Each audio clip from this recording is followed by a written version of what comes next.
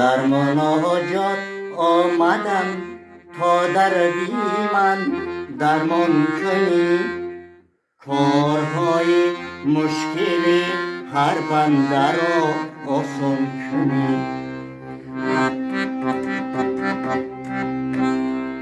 در مناجات آمدم تا دردی من درمان کنی، کارهای مشکلی هر بنده را آسان کنی. ای خدای مهربان این دردی من آسان کنی.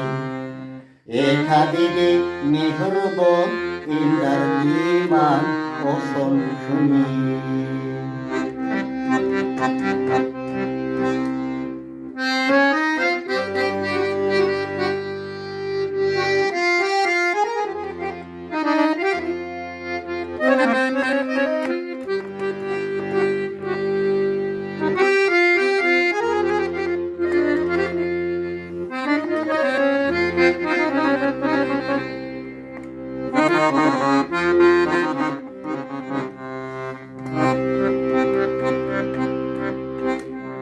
در بلا و مهنت و بسیار در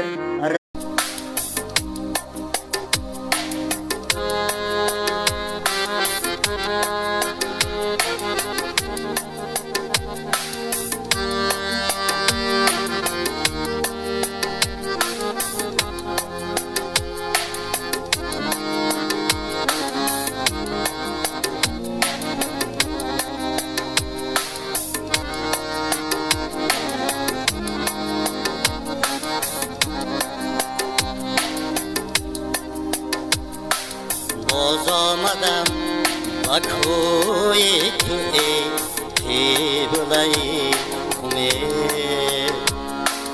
ای مادری که جان و دل من فدای تو. باز آمدم که بوسه زنم از مزار تو. ای مادری که ساحل جانم سرای